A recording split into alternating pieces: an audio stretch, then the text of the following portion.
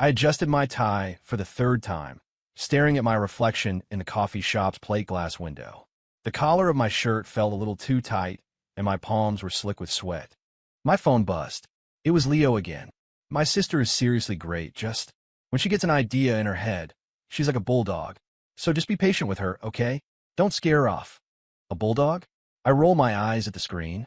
That guy never had a clue how to describe people. A small bell chimed as I pushed the door open. A girl was already sitting at the table by the window, white dress, hair combed perfectly neat, fingers laced primly on the table. The afternoon sun caught the ends of her hair, giving it an almost unreal softness. The moment I got close, her head snapped up. Her eyes were bright, like glass marbles rinsed with water, and they locked directly onto mine. Ethan Vance. Her voice was cooler than I expected, like iced lemonade. I just pulled out the chair to sit down. Before I could even manage a hello, the girl across from me, Claire Gao, leaned forward, her nose just inches from my coffee cup. You and Leo are best friends? Like since college? Yeah, we've known each other for almost 10 years. I smiled, try to lighten the mood. He told me you. Then from now on, you're mine. She cut me off. Her tone is flat, as if she were commenting on the weather. I've been watching you for 3 months. I saw on his Instagram story last week that you were thinking about dating, so I had him set this up. I nearly choked on my coffee. I stared at her, speechless for a moment. Ms. Gao, we just met. Call me Claire. Her fingertips brushed against my wrist. The touch was cool, and my arm went rigid. From today on, you have to tell me where you're going after work. Your phone passcode needs to be my birthday plus your birthday. And her eyes scanned my phone's lock screen. A picture of my rescue cat, Shadow. That has to go. I don't like cats. The sunlight outside suddenly felt blinding. I tried to pull my hand back, but she pressed down gently. Her grip wasn't strong, but her fingers were insistent, as if she were afraid I'd bolt. Claire, this is just a blind date. It doesn't mean. Leo said you're a dependable guy. That you be good to me. She looked up, her eyelashes long, her expression completely serious. I've decided. It's you. You can't run away. My phone buzzed again. It was Leo, with a smirking emoji. My sister's pretty straightforward, right? When this works out, you owe me a steak dinner. I looked at the intensely earnest face in front of me and suddenly understood what Leo meant by a bulldog. It wasn't just stubbornness, it was a seriousness that was kind of terrifying, but underneath that insistence, I could see a flicker of anxiety in her eyes, like a little kid terrified of rejection. It made it hard to be truly angry. As I was paying the bill, she was already scrolling through her phone's calendar.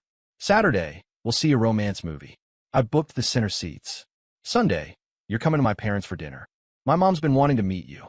At the door, she suddenly stopped me and tucked a strawberry scrunchie into my pocket. The fabric was soft. Here, so when you see it, you'll think of me. She stood on her toes, her voice as light as the evening breeze. Don't let me lose track of you. I'll worry. The wind lifted the hem of her dress. I clutched the scrunchie in my pocket, my thoughts a jumbled mess. I couldn't tell if it was fear or something else. It just felt like this girl's intensity was like a piece of hard candy. Maybe if you broke through the shell, it would be sweet inside. On the way home, Leo called, gloating. So, my sister's the real deal, right? Totally sincere. You might have mentioned she was this sincere. She's just terrified of missing out on something good. She was hurt pretty bad a while back, so she holds on tight to people she likes. Leo's tone softened. Just cut her some slack. She doesn't have a mean bone in her body. After hanging up, I fumbled for my keys. Out of the corner of my eye, I saw something hanging on my apartment doorknob. A little stuffed animal of a black cat, a perfect double for Shadow. Tied around its neck was a strawberry scrunchie identical to the one in my pocket. The wind rustled the leaves in the trees. I stood at my door, clutching the scrunchie, a chill running down my spine. But deep in the chaotic swirl of my emotions, a strange, faint warmth had started to creep in. I was completely out of it during the next morning's team meeting. The strawberry scrunchie in my pocket felt like a rock. The little plastic charm on it kept digging into my side through my shirt, each nudge a reminder of the girl from yesterday, and her words. So when you see it, you'll think of me. My phone vibrated in my lap. A text from an unknown number. Don't play on your phone in meetings. I'm in the coffee shop across from your building. My head snapped up. Through the second-floor window of the cafe, Claire Gao was waving at me. In her hand, she was holding a thermos, my own deep blue thermos from my kitchen counter. A cold sweat broke out on the back of my neck. How did she know where I worked? And how did she get into my apartment to grab my thermos? The second the meeting ended, I practically bolted downstairs. I pushed open the coffee shop door, and she slid the thermos across the table toward me. It was still warm. I know you have a sensitive stomach, so I made you some oatmeal this morning. Eat it while it's hot. How did you get in my apartment? I kept my voice low, glancing around nervously, terrified a coworker might see us. And my key. I got your work address from Leo, and the receptionist at your company is super nice. I told her I was your girlfriend, and she let me wait in the lobby. She stirred her coffee, her tone as casual as if she were talking about the weather.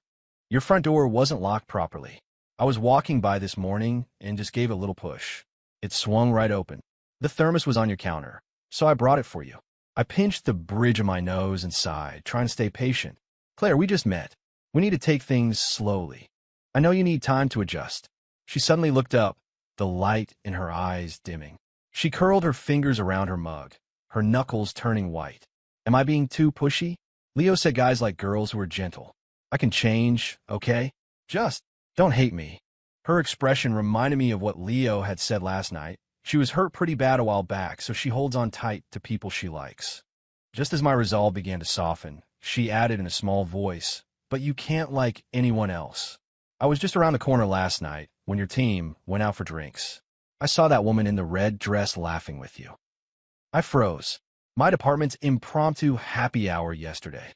She had followed me? I wasn't stalking you. She seemed to read my mind and waved her hands frantically, her fingertips trembling. I just wanted to see you for a little longer. It helps me relax, knowing what you're up to. That afternoon, I couldn't take it anymore and stormed into Leo's office to confront him. He was typing away at his computer. After hearing me out, he slapped his chest and promised, I'll talk to her, man. I will. But she honestly means no harm. She's just really insecure and terrified you're going to leave her. Just then, the office door creaked open. Claire was standing there, holding a basket of fruit. Hey, bro, brought you some strawberries. Her eyes flickered toward me, and the corner of her mouth quirked up. Oh, Ethan's here too. What a coincidence. Leo immediately tried to smooth things over. See? How thoughtful is my sister. She knew you were here, so she brought you your favorite. She held out the washed strawberries to me. They were a brilliant red, exactly like the pattern on her scrunchie. As our fingers touched, she leaned in, her voice a whisper only I could hear. You have to eat strawberries while they're fresh, and you have to hold on to people so you don't lose them. I worked late that night, until 10. As I stepped out of the office building, I saw a white dress standing under a streetlight.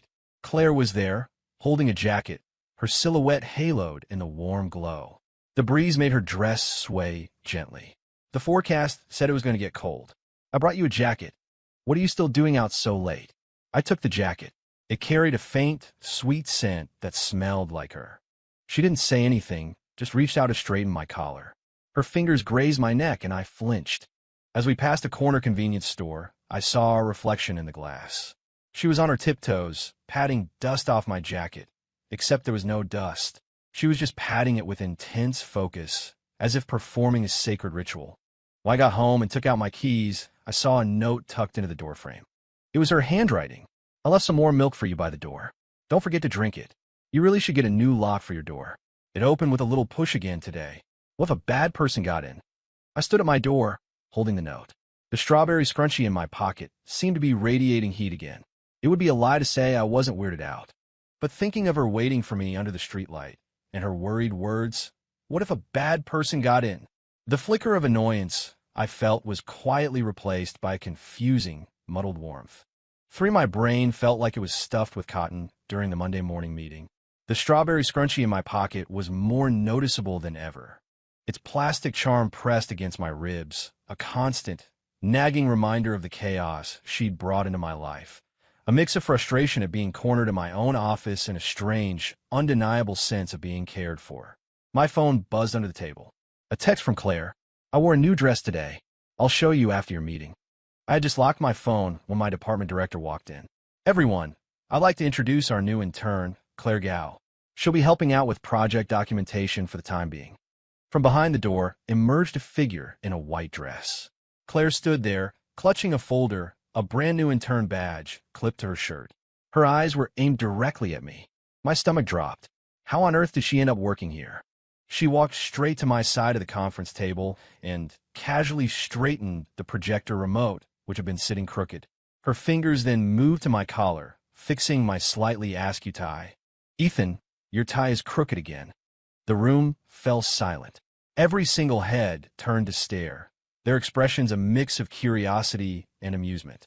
I caught our colleague Janet's faint, knowing smirk.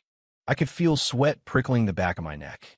I was pinned to my chair, my back burning with embarrassment. When it was my turn to present our project proposal, my voice trembled slightly. I was in the middle of explaining some key data points when a Slack notification popped up on the screen. It was from Claire. "Last week, while you were out, Janet copied your client files onto a USB drive. I just sent the backups with timestamps to your email." My hand tightened on the mouse. I glanced up and my eyes met Janet's. She was pretending to take notes, but her fingers were flying across her phone onto the table. My heart sank. No wonder she'd been asking me about the proposal details yesterday. This was her game. When it was Janet's turn to present, she unveiled a proposal that was shockingly similar to mine, right down to the data charts. The director frowned. "Why do these two proposals look almost identical?" "Because Janet's was based on my initial draft," I said, taking a deep breath. I clicked open the prepared screenshot of my email, the send time clearly marked from the day before Janet submitted her version. Luckily, I make a habit to keep backups. The color drained from Janet's face. Her lips trembled, but before she could say anything, Claire spoke up. Her voice wasn't loud, but it was perfectly clear. "I was in the break room yesterday and saw Janet going through Ethan's filing cabinet. The security camera should have caught it." She pulled out her phone and played a video. The screen clearly showed Janet furtively rifling through my files. The meeting room erupted in murmurs. The director's face was grim. He immediately announced that Janet's candidacy for the team lead position was suspended. After the meeting, my coworkers crowded around me, clapping me on the back. "Nice one, Ethan. Your girlfriend is your guardian angel." How'd she even manage to catch that? Claire stood behind me, gently tugging on the hem of my shirt. Her eyes were shining like they were filled with stars. "I helped you, didn't I?" On the way back to our desks, she walked beside me, her voice low. "I won't let anyone bully you." Her fingertips brushed against the back of my hand, cool and fleeting. Just like you wouldn't let anyone bully me." At lunch, Leo called, his voice a mix of shock and exasperation. "Why didn't you tell me my sister started an internship at your company? She stayed up all night for a week, rewriting her resume just to get into your department. She said she was afraid you'd think she wasn't smart enough." I turned to look at her desk. Claire was crouching down, taking the mug I'd forgotten to wash yesterday to the break room. She came back with it filled with freshly brewed chamomile tea, my favorite kind. Sunlight streamed through the blinds, landing on the crown of her head and making her hair look soft and fuzzy. She was focused, carefully organizing files, the line of her profile gentle and serene. In that moment, her relentless persistence didn't seem so scary anymore. As I was leaving for the day, she came running after me, clutching her laptop, the hem of her dress fluttering. "My mom wants you to come over for dinner tomorrow. She's making her pot roast. You mentioned to Leo once that you loved it." Seeing me hesitate, she quickly added, "Leo will be there too. He said if you don't come, he'll send me that video of you singing cheesy love songs shirtless in your dorm room back in college." I looked at the hopeful, anxious expression in her eyes and couldn't help but laugh. This girl, even her threats were ridiculously sincere. For the gals lived in an older apartment building in a historic neighborhood. Before I even reached the entryway, the rich, savory smell of cooking floated down the hallway. Claire's mom opened the door, wiping her hands on her apron before taking mine. Her palms were warm. "We finally get to meet you. Claire's been talking about you all morning. Said you loved pot roast, so I've been slow cooking it for hours until it's perfectly tender." In the living room, Leo was sprawled on the sofa, playing a video game. He saw me and winked. "You made it." My sister's in the kitchen, setting the table. She lined up all the forks perfectly straight, said she had to save the best set for you. Claire, wearing a pink apron, peeked out from the kitchen. She had a smudge of flour on her cheek, making her look like a little squirrel caught snacking. Her eyes lit up the second she saw me, and she forgot to even put down the spatula in her hand. "You're here. The soup is almost ready. Just 5 more minutes." At the dinner table, Mrs. Gow never stopped putting food on my plate. The pot roast was piled up like a small mountain. "She's our only daughter. We've spoiled her rotten since she was little," she said, smiling at Claire. "If she ever does anything wrong, you'll have to be the patient one." Leo chimed in from the side. "Mom, let them figure out their own stuff. Don't meddle." Claire suddenly put down her fork, her back ramrod straight, as if she were giving a presentation. "Ethan and I are planning to go see his parents next month." I nearly spit out my rice, but her mom just beamed, her eyes crinkling into happy lines. "Wonderful, wonderful. I'll go pick out a gift for his mother tomorrow. I saw a beautiful silk scarf at the mall the other day." "Mrs. Gow, we haven't really," I started to explain, but Claire gently kicked my foot under the table, giving me a look that said, "Don't you dare." Her toes pressed against my shoe with a stubborn insistence. After dinner, Leo pulled me out onto the balcony and offered me a cigarette. The evening air was cool, and the faint sound of music drifted up from a nearby park. "Is my sister moving a little too fast?" He scratched his head. "That's just how she is. Once she decides on something, she wants to get it done all at once." I looked into the living room, where Claire was clearing the dishes. She was carefully setting the bowl I had used into the sink by itself, her movements so gentle you'd think it was made of fine china. "She doesn't seem to understand the concept of boundaries," I said. Leo sighed, the lighter clicking open. "She was bullied pretty badly by her classmates in high school. One time she fell during gym class, scraped her knee up, and the entire class just stood there and watched. No one helped her. I had to skip class to carry her home." He took a drag from his cigarette. "Ever since then, she's been terrified of being abandoned. She latches on extra tight to the people she cares about." The wind blew the smoke away. I suddenly thought of the strawberry candies she always carried in her pocket, the way her knuckles turned white when she was nervous. So that was it. Behind all that intensity was a deep-seated fear. When I went back inside, I saw Claire holding my phone. My stomach tightened, and I started to walk over, but she held up the charger and smiled. "It was about to die. I'm plugging it in for you." The screen was lit up with my family photo. She pointed to it. "Are these your parents? Can we buy some fruit and go visit them next week?" I haven't even told them about. "Oh, I already called your mom." She pulled out her own phone. In her call history was my mom's number, saved as Ethan's mom.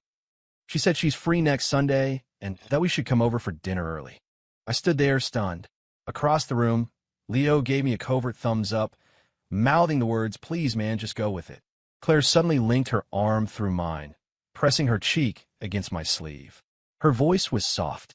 "Don't be mad, okay? I just really want to be part of your family." Her hair tickled my wrist, carrying the faint scent of strawberry shampoo. Looking at the mix of hope and anxiety in her eyes, the protest I was about to make died on my lips.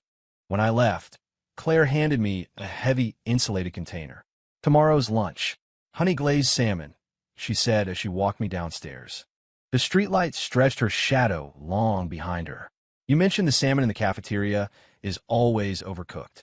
The evening breeze lifted the hem of her dress. She looked up at me, her eyes sparkling in the darkness. "Ethan, you're not going to back out of this, are you?"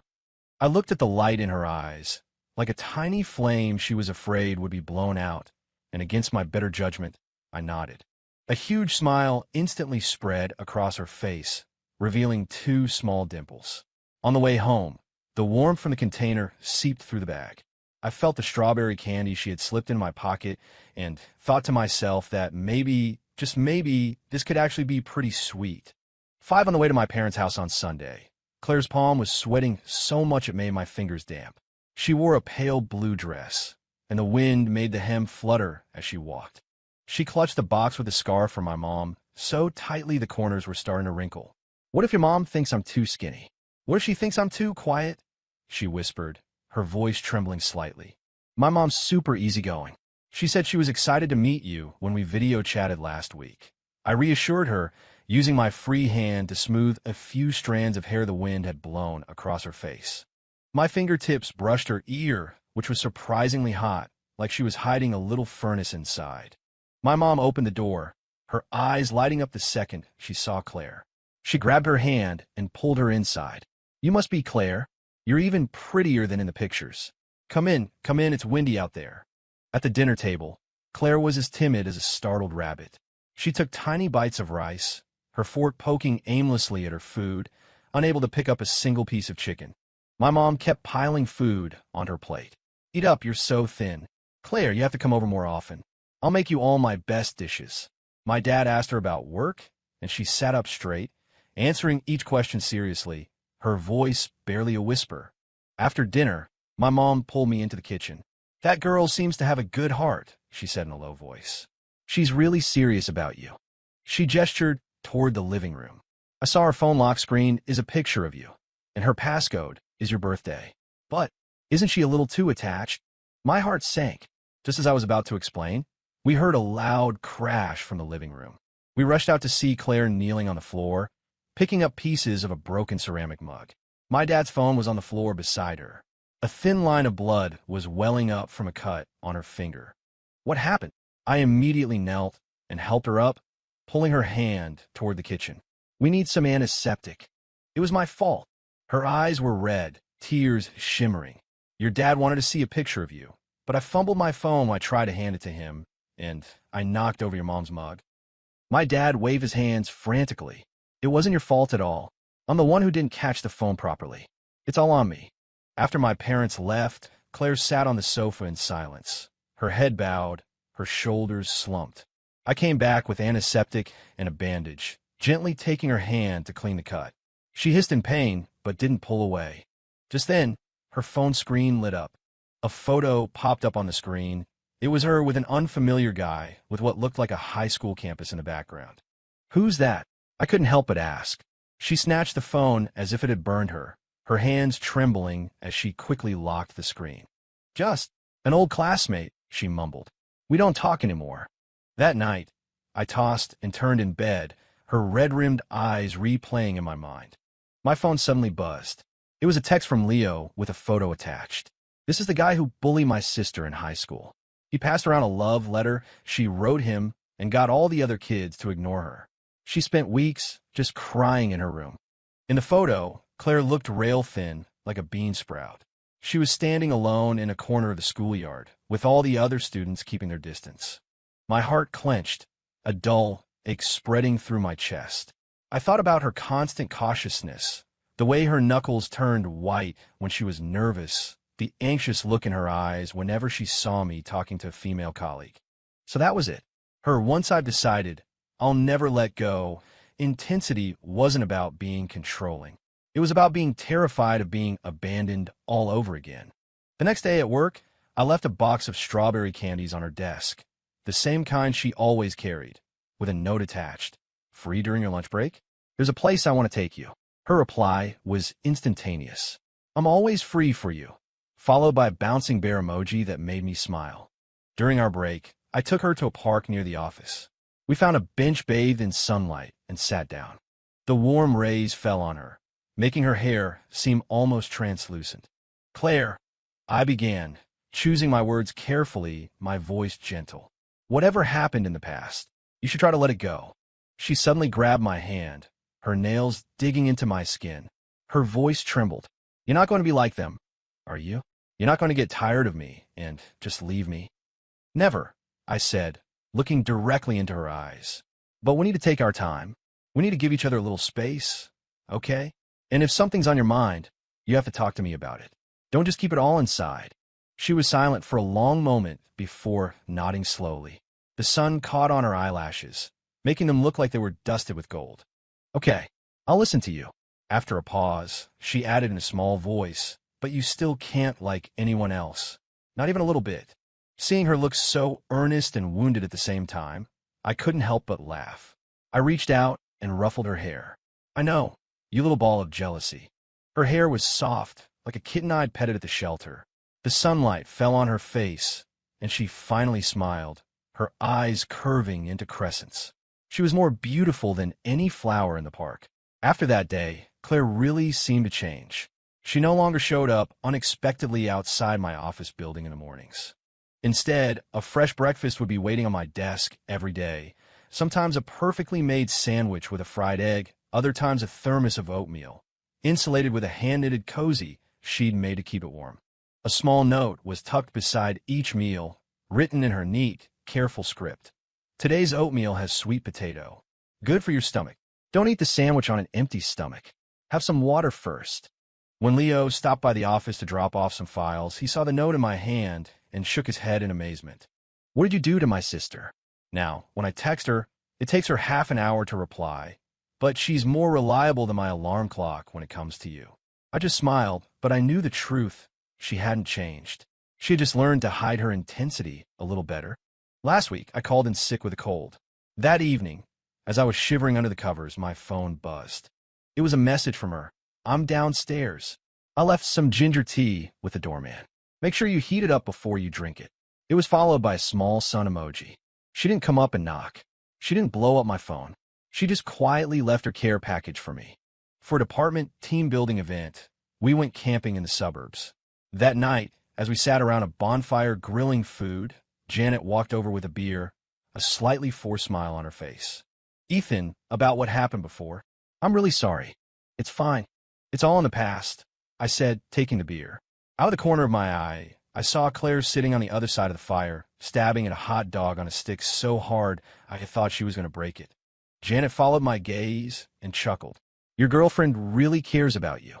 The whole time I was talking to you, just now, she was looking at me like a mother tiger protecting her cub. A warmth spread through my chest.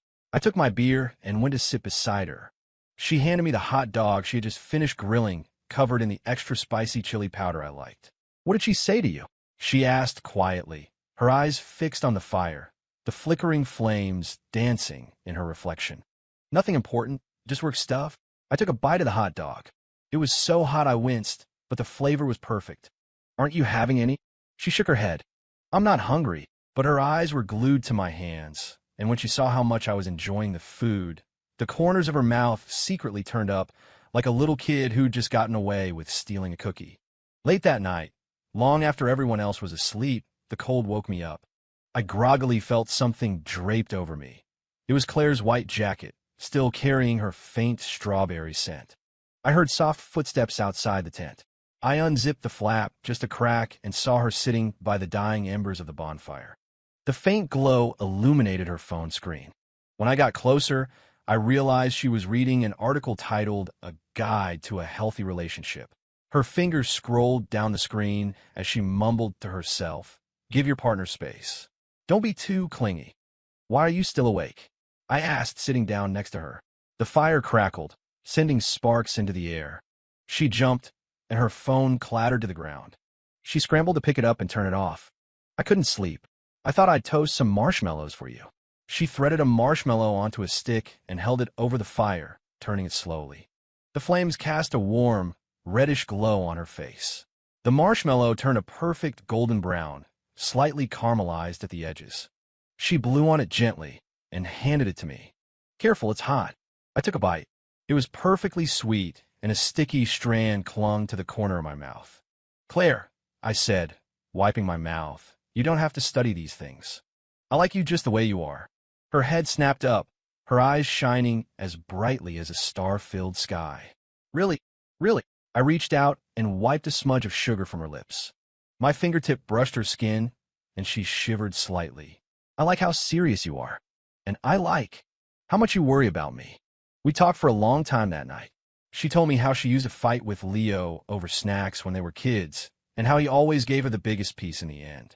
She told me about the first time she ever saw me, when I came to pick Leo up from school, and how she thought my smile was the nicest thing she'd ever seen. She secretly wrote my name in her diary over and over again. She told me how, on the day she got the internship offer from my company, she was so excited she couldn't sleep, tossing and turning all night, trying to decide what to wear. "I was so scared you'd find me annoying," she whispered, her voice almost lost in the wind. "Leo always says I'm too clingy, that I'd scare you away." "You won't," I said, taking her hand. It was still cool to the touch, and I warmed it in mine. "But from now on, if you want to do something, just tell me first. Don't try to figure it all out by yourself, okay?" She nodded vigorously, the light in her eyes brighter than a bonfire. She squeezed my hand back, her grip so tight it was as if she was afraid I'd disappear. The firelight danced across her face. Suddenly, the chilly night didn't feel so cold anymore. Just when I thought we were finally finding our rhythm, disaster struck. Our company landed a huge new project. During the kickoff meeting, the director announced that I would be co-leading it with Janet, explaining it was a good opportunity for a senior member to mentor a junior one. The moment the words were out of his mouth, I felt a pair of eyes burning a hole in my back. "Ik glänst over dat Claire." She was sitting at her desk, and the folder in her hands slammed onto the table with a loud smack. She didn't give me so much as a glance for the rest of the day. At lunch, I brought my coffee over to her desk, hoping to talk things out. "It's just a work assignment. As soon as the project is over, we can go see that new movie you were talking about, okay?" She didn't say a word. Instead, she picked up my water glass and slammed it down on the desk. Water sloshed everywhere as the glass spun in a circle. "Are you still in love with her?"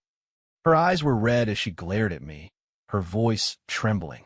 "Otherwise, why wouldn't you refuse when the director assigned you to work with her?" "Claire, why are you being like this again?" I felt a surge of helplessness. I grabbed some napkins and knelt to wipe up the spill. "We agreed to trust each other. You promised me when we were camping. Trust means watching you work with the person who tried to ruin your career." Her voice rose, and heads started to turn in our direction, but she didn't care. "She stole your proposal and almost cost you a promotion. Have you forgotten that? You just think she's better than me." "It was a professional mistake, and she apologized for it," I said, trying to pull her aside, my voice low and urgent. "We're at work. Can we please not make a scene? Be mature about this." "Mature? Does being mature mean I have to stand by and watch you get played for a fool?" Her eyes grew redder, tears welling up. She suddenly turned and ran, knocking her chair over with a loud crash as she fled. For the next few days, there were no more breakfasts on my desk. She didn't reply to my texts. Leo, however, didn't hesitate to call.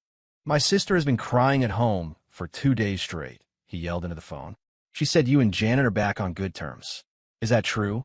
If you dare hurt her, you and I are done. We're just work colleagues." My head was pounding. She's being overly sensitive. She blows every little thing out of proportion. "She's not being sensitive, she's scared." Leo sighed, his voice dropping. "That guy from high school, he was acting all sweet to her while telling everyone else what a psycho she was. Then he dumped her. She's terrified you're going to do the same thing. Be nice to her face while you're secretly involved with someone else." After the call, I stared at the empty space on my desk where her breakfast used to be, a hollow feeling in my chest. I couldn't focus at all during the project meeting. Janet slid a data report across the table. "There's an issue with some of these numbers. Could you double-check them?" I took the report and started flipping through it. Tucked between the pages was a small, folded note. It was Claire's handwriting, the strokes sharp and urgent. "She changed your core data. Compare it against the original backup. Be careful she doesn't try to frame you." I looked up and met Janet's eyes. A faint, knowing smile played on her lips, sending a chill down my spine. I calmly tucked the report away, my heart a mix of shock and a sudden, fierce warmth. Even when she was furious with me, this girl was still looking out for me. After the meeting, I cornered Janet in the stairwell, slapping the report against the wall. "You changed these numbers, didn't you? Didn't you learn your lesson the first time?" Her face went pale, but she quickly tried to regain her composure. "Ethan, don't be so dramatic. I just thought there was a problem with the data and made a few adjustments to help you out. Stay away from me." I cut her off, my voice cold. "If this ever happens again, I'm taking the evidence straight to the director and making sure you never work in this city again." Back in the office, I went straight to Claire's desk. She was slumped over, her shoulders shaking. "I'm sorry," I said, standing in front of her. I softened my voice. "I should have protected you better, and I was wrong to call you immature. I was wrong." She lifted her head, and tears streamed down her face, splashing onto the desk. "I didn't mean to fight with you. I was just so scared. Scared she would trick you, and scared you'd think she was better and leave me." "I know." I handed her a tissue and crouched down to meet her gaze. "From now on, I'll tell you everything that's going on at work. I'll never let you worry like that again, okay?" She sniffled and pulled a strawberry candy from her pocket, pressing it into my hand. The wrapper was crinkled from her grip. "Here, You said you liked this flavor. I took it, unwrapped it, and popped it in her mouth. She held the candy on her tongue, still crying, but the corners of her lips began to curl into a tiny, hesitant smile. 8. On the night the project successfully launched, the company threw a celebration dinner. The private room was loud and boisterous, filled with the sound of clinking glasses and laughter. Claire wore a red dress that made her skin look like porcelain. She sat quietly beside me, and whenever someone came over to offer a toast, she would stand up with a smile. He's got a sensitive stomach. I'll drink for him. I can hold my liquor. As she tipped her head back to drink, her eyelashes fluttered. I gently touched her hand under the table, and she immediately laced her fingers with mine. Her skin was cool. When Janet approached with her wine glass, she looked uncomfortable, her smile plastered on. Ethan, congratulations. The project was a huge success. Thanks, I replied curtly, with no intention of making small talk. Claire suddenly looked up, her tone soft but sharp. Janet, you don't look so well. Are you feeling okay? Maybe you should head home and get some rest. Janet's face paled. She mumbled something about us enjoying our meal and quickly walked away. Leo sidled up to me, nudging me with his elbow. Look at you two. You're totally in sync now. The way my sister protects you. It's just like my mom with my dad back in the day.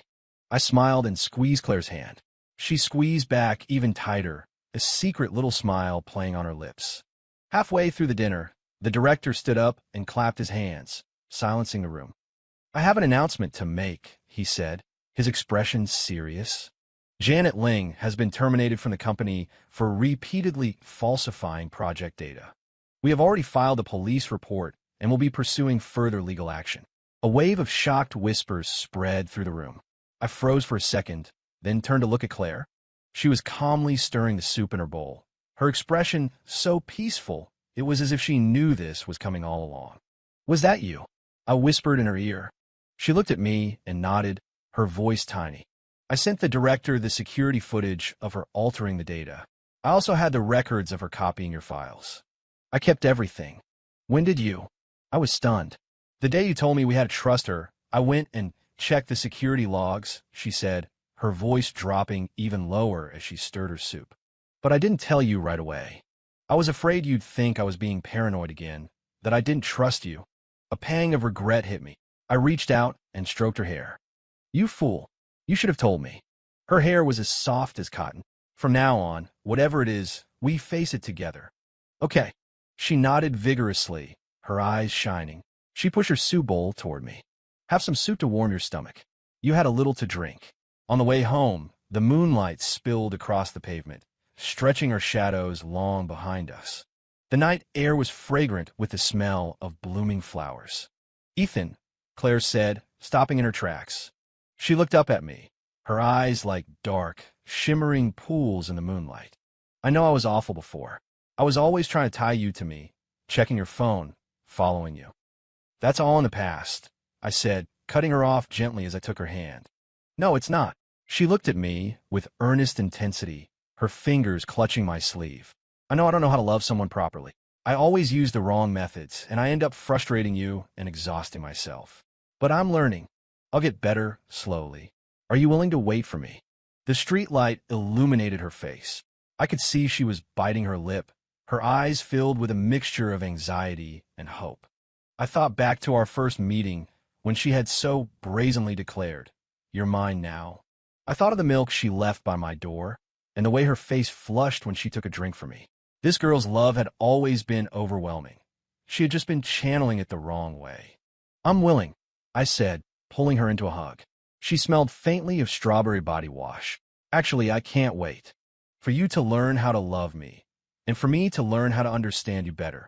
She stiffened in my arms for a moment, then slowly relaxed, wrapping her arms tightly around my waist. Her voice was muffled against my chest. Well, in that case, you're not allowed to like anyone else. You're not allowed to talk to other girls too much. You're not allowed to. Okay, I get it. I laughed, patting her on the back. But you're also not allowed to secretly check my phone. Or follow me. Or, I know, she mumbled into my chest, her voice full of laughter. I guess that makes us even.